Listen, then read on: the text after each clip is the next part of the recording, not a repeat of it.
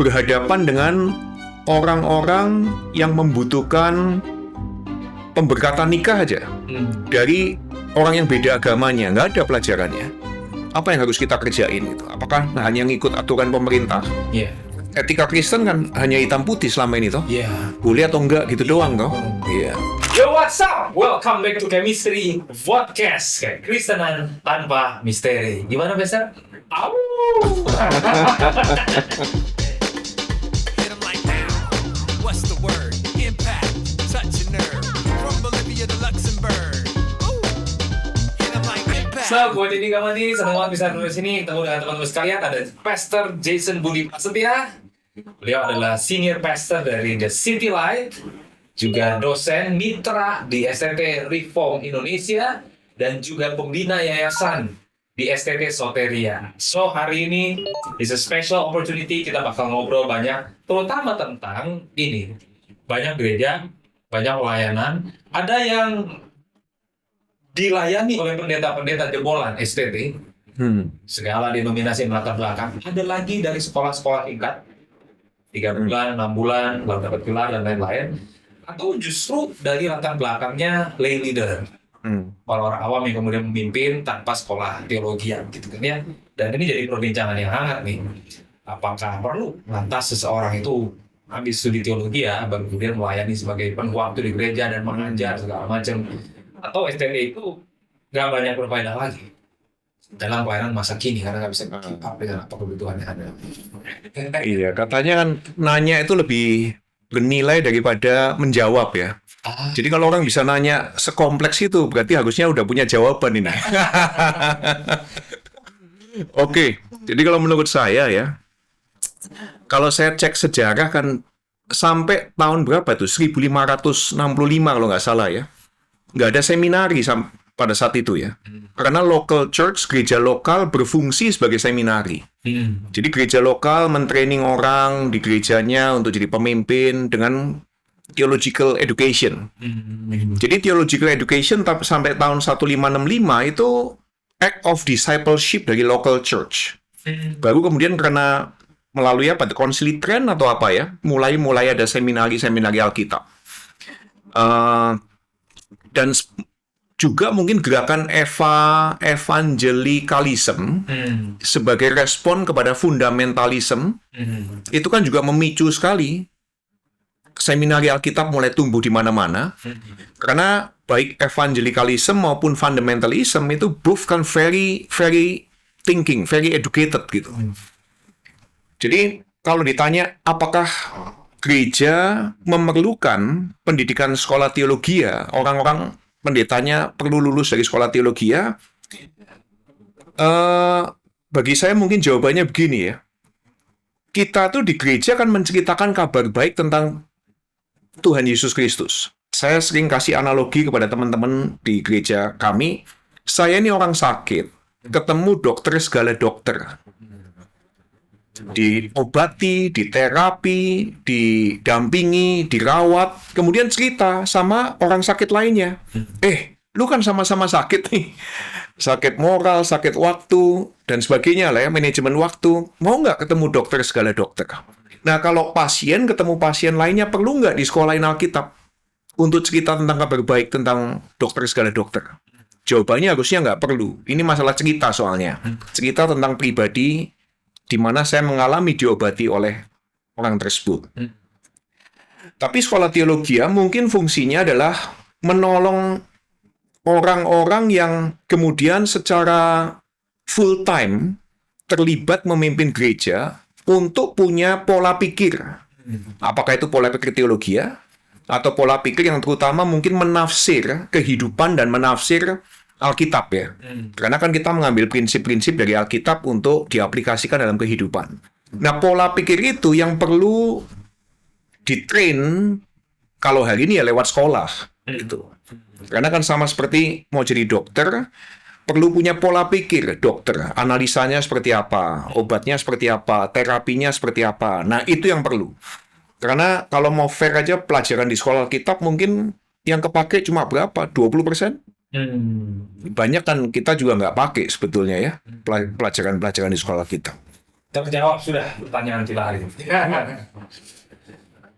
Tadi bicara soal pelajaran nih ya Pak ya. Pelajaran-pelajaran apa sebetulnya yang kurang mendapat penekanan yang cukup di STT? Sedangkan karena begini, banyak STT diajar oleh orang-orang juga yang tidak di lapangan. Jadi untuk masalah kepentingan pertumbuhan gerejawi, dealing dengan kota, kontekstualisasi, mungkin minim. Iya. Sebab tidak diajar oleh praktisi. Karena itu yang seringkali menjadi kritikan. Jadi leadership nggak keluar, sebab selama ini hanya memimpin mahasiswa, bukan memimpin bos, orang di marketplace. Lantas pertanyaannya adalah, apa pelajaran-pelajaran yang selama ini harusnya lebih ditekankan, tapi mungkin STT kurang resource untuk mengajarkan pelajaran-pelajaran itu. Padahal itulah yang kalau seseorang itu akan melayani di jemaat, krusial sekali untuk mereka kuasai. Seputar relasional pasti ya. Relasi terhadap sesama, relasi terhadap orang yang lebih tinggi jabatannya, ataupun yang lebih rendah, ataupun terhadap rekan. Kemudian orang yang di luar komunitasnya. Nah, pelajaran relasi kan hampir nggak ada tuh malah ya. Pelajaran apa yang ngajarin kita tentang relationship, kecuali leadership kali. Tapi leadership pun kan juga dibagi-bagi beberapa hal, leadership model ini, model itu, servant leadership kah, atau apapun itu. Yang mana sesuai dengan keunikan pribadinya tuh. Iya. Jadi, pelajaran misalnya tentang apa nih ya, berhadapan dengan orang-orang yang membutuhkan pemberkatan nikah aja dari orang yang beda agamanya, nggak ada pelajarannya. Apa yang harus kita kerjain gitu? Apakah hanya ngikut aturan pemerintah? Iya. Nah kayak gitu-gitu malah yang real di depan mata nih. Etika Kristen kan? Ibadah duka, ya. Etika Kristen kan hanya hitam putih selama ini toh. Iya. Boleh atau enggak gitu doang toh. Iya. Sementara apalagi kita di kota kayak Jakarta ini yang orang makin pluralis, kota-kota Indonesia, kan tantangannya seperti itu selalu. Nggak bisa dijawab cuma hitam putih gitu ya. Jadi pelajaran-pelajaran soal penggembalaan, kemudian apa nih ya, relationship, kemudian practical stuff, mendengarkan orang cerita, konseling, malah lu harus ngambil khusus gitu. Iya. Baru dapat. Kalau enggak kan nggak dikasih di sekolah kita. Jadi masuk ke lokus apa ya? Lebih kepada, kalau teologi kan orang fokus di, kalau yang biblika, sistematika, histori gitu kan ya, atau praktika. Jadi banyak di praktika. Practical theology kali ya, Practical kalau theology. masuknya ya. Iya. Karena kalau bicara relasi, yang di banyak STT di Indonesia diperkenalkan sistem federalisme.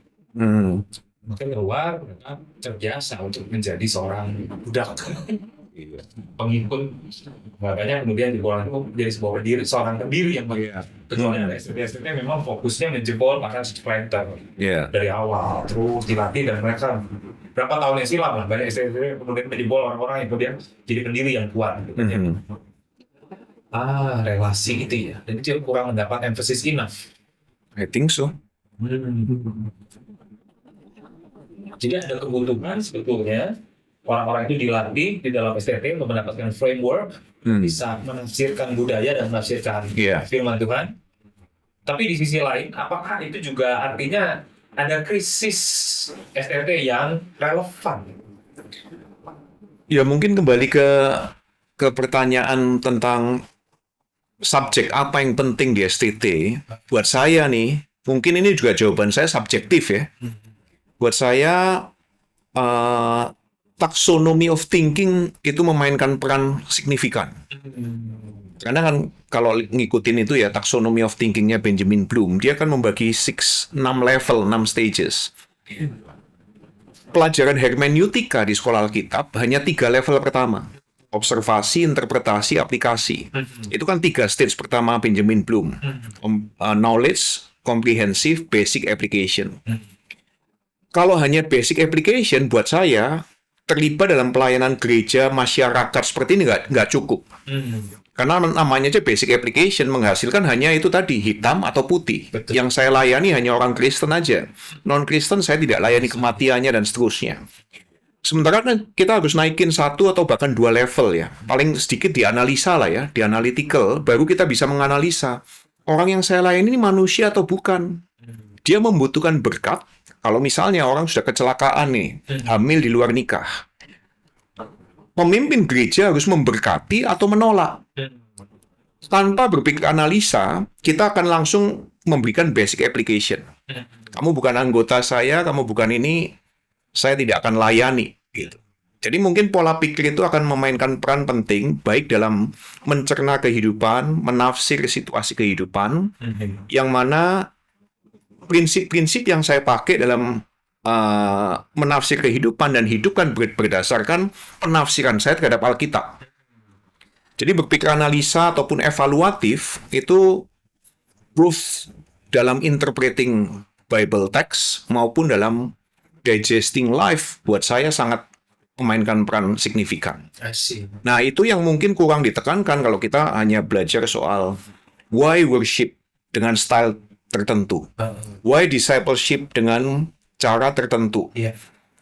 Apalagi Bible manners dan seterusnya. Tanpa ada diajak untuk orang memikirkan, mengevaluasi, menganalisa dan mengevaluasi, tidak akan menolong atau mempersiapkan orang untuk memimpin gereja yang ini ya, yang real ya, bagi kehidupan masyarakat ya. Ada nggak contohnya bagaimana pemakaian level taksonomi itu ya 4, 5, 6 itu kemudian mengubah satu bentuk pelayanan atau approach dan bagaimana itu membantu secara konkret ketimbang orang yang nggak masuk ke situ. Iya. Hitam putih kemudian bagaimana bahayanya dan sebetulnya what are they missing all this time? Gitu ya. Gampangnya aja orang mau menikah kalau bukan Kristen itu supaya dinikahkan oleh gereja, apa yang gereja kerjakan biasanya? Mengkristenkan orang yang non-Kristen. Dengan apa ini? Memaksa dia ikut kelas pemuritan 1 tahun. Habis itu harus dibaptis sehingga gereja mengeluarkan surat baptisan. Iya. Nah, padahal kita pendeta kan tahu ya, apa sih artinya baptisan air dan apakah artinya sebuah surat. Kalau baptisan air kan personal decision untuk ikut Yesus Kristus. Kalau hanya surat baptisan, buat saya nih, saya kalau hanya memaksa orang untuk dibaptis dan mengeluarkan sehingga dapat surat baptisan untuk kecatatan sipil, itu basic application. Saya harus analisa, orang ini butuh apa? Butuhnya menikah. Maka gereja perlu mempersiapkan dia untuk menikah. Bukan untuk baptisan air.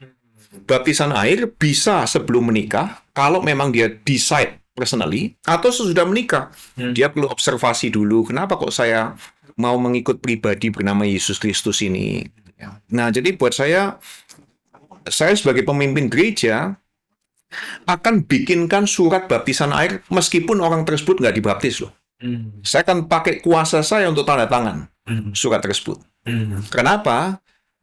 Secara analytical, bahkan evaluasi, kalau saya kerjaannya mengajak orang kenal Yesus Kristus, kenal lo ya, pribadi, sementara di awal, saya justru memaksa dia supaya bisa diberkati Kristen dengan dibaptis. Dari awal saya nggak memperkenalkan dia kepada pribadi Yesus Kristus.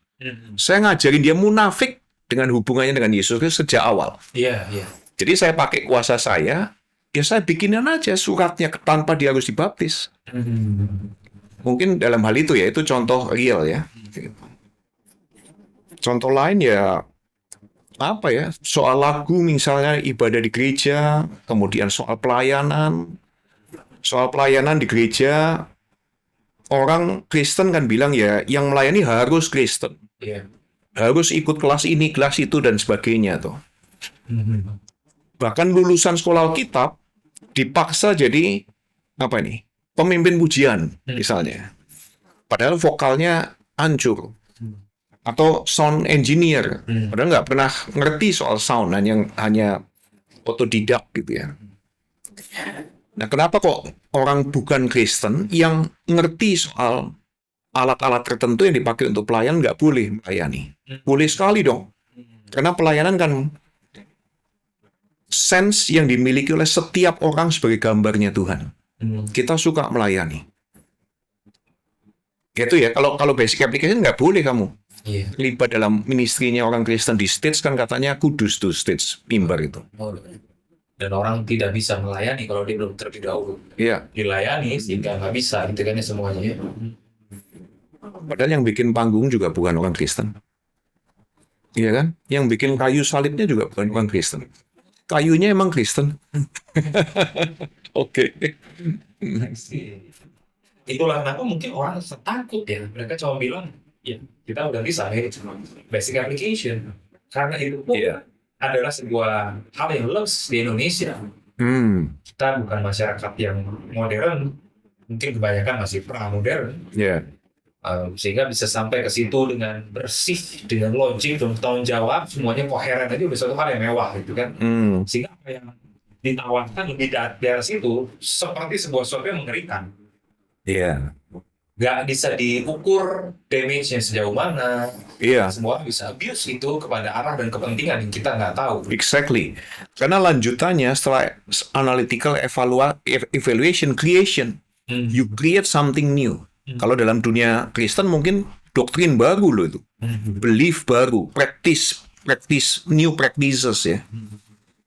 Jadi ya orang status quo memang ketar-ketir ya. Gitu. Kalau ada orang yang mulai kritikal gitu. Karena jadi kaidahnya beda kan ya. Kalau ini bagaimana berpikir kritis sampai satu level tertentu jadi kaidah untuk dia mampu menafsir Alkitab. Iya. Kalau yang sebaliknya adalah dengan kemampuan dan basic yang penuh dengan presupposisi itu yang kemudian menafsir seberapa jauh kita harus berpikir. Exactly. Karena doctrines kan sebetulnya apa sih? Belief system yang dirancang selama bertahun-tahun, sudah di-rehearse secara apologetically, kemudian ya ini doctrines gitu. Sementara doctrines kan pemahaman kita yang evolve ya. Iya. Nah kalau evolve berarti akan selalu ada creation baru tuh yang muncul. Tapi kan nggak diizinkan kalau orang yang sangat kental dengan tradisi ya. Iya, betul. Nah Bible Seminary ngajarin doctrines tadi tuh. Iya. Life nggak bisa didoktrin cuma di sekedar doktrin begitu, dipaklin pakai doktrin.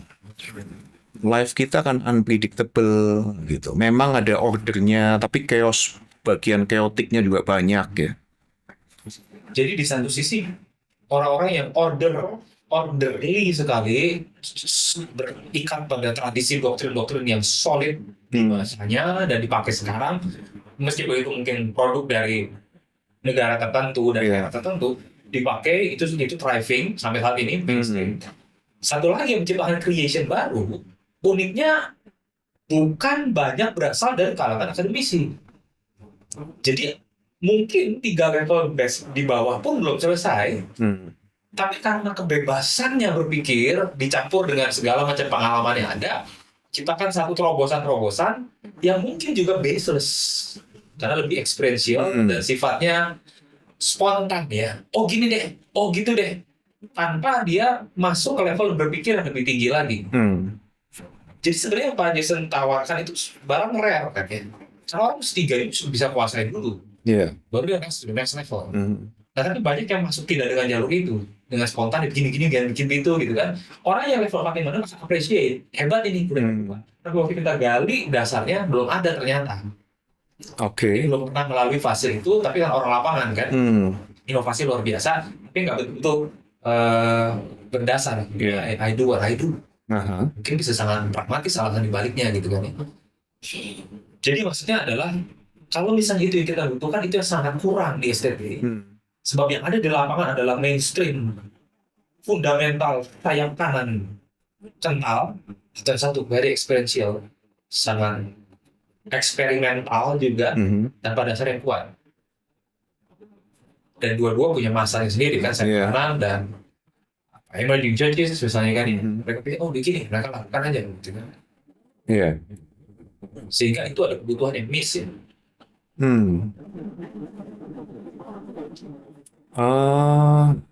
Jadi pertanyaannya, what should we do ya?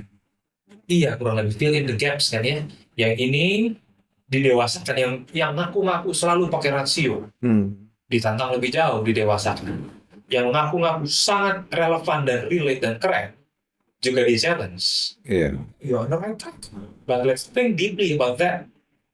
dua-dua yang butuh di challenge, dan STT belum masuk atau mampu ada di ranah itu. Mereka menjaga orang. Ada STT yang terbuka juga sih ya. Tapi STT yang terbuka mungkin ya harus menghadapi serangan dalam tanda kutip ya, serangan akademis dari STT lain gitu. Yang mana ya kalau kita ngerti dasarnya, kita ngerti sejarah, kita ngerti pola pikirnya, buat saya sih terabas aja, dihadapin aja gitu loh. Karena orang-orang yang atau organisasi yang saat ini kontra, setelah mereka belajar kemudian ternyata tahu bahwa yang kita pelajarin mereka belum tahu, mulai tereksplor gitu ya. Jadi fungsi kita tuh kalau kita memang tahu sesuatu yang mungkin orang lain belum tahu, antara kita pull mereka atau push mereka untuk sama-sama belajar nih, sama-sama explore, sama-sama tahu gitu. Iya. Kalau kita sudah sama-sama tahu, then let's talk. Iya. Kalau kita belum tahu ya, how do we talk gitu? Betul. Gimana kita ngobrolnya? Betul. Pertanyaan terakhir dan penutup adalah gimana tahunya? Kalau estetik tidak provide dan gerakan-gerakan yang antusias juga tidak punya sistematika terhadap apa yang mereka lakukan, Iya. bagaimana kita bisa mengakses hal itu? Kalau saya lihatnya memang kita harus membuka diri, tapi bukan di lingkup sendiri. Jadi misalnya kelompok STT Injili atau Gereja Injili, kalau kita lihat teologi aja ya, teologian itu kan abad 21 ada ribuan loh. Nah saya lihat daftarnya aja nih, teologian tahun 2022, 2021 gitu ya. Gila banyaknya banget. Dari sekian banyak penulis itu yang aku baca paling belasan. Dan itu hanya kelompok tertentu, kategori tertentu loh. Coba kita explore di kategori lain aja nih. Misalnya kita yang Kristen Injili, coba mulai baca-baca yang kita pikir liberal, post-Christian, atau apa nih, Franciscan Catholic punya view gitu. Itu aja sudah kaget-kaget kita. Belum lagi nanti kita explore yang lain, Anglican dan seterusnya ya. Jadi ya perlu berani explore. Cuma memang saya pikir kalau kita sudah terbiasa dengan satu warna, untuk mulai explore warna lain itu harus adjust. Adjustment-nya nggak semua orang mau. Oh, Butuh waktu kan? Iya. Butuh waktu ngertiin, kemudian ngonsepin, setuju atau nggak setuju. Nah begitu kita nggak setuju, biasanya kita nggak lanjutin tuh baca atau explore satu hal. oh, Padahal kalau dilanjutin mungkin kita mulai terbuka ya. iya, yes. Wow, guys, jangan kemana-mana, kita akan lanjut terus. Pastor yang keluar dari STT maupun yang keluar tidak dari STT, mana yang kemudian lebih berdampak dari apa? Hari ini gue Deddy Kamali bersama Pastor Jason Budi Prasetya, This is Chemistry Podcast, Kekristenan tanpa misteri.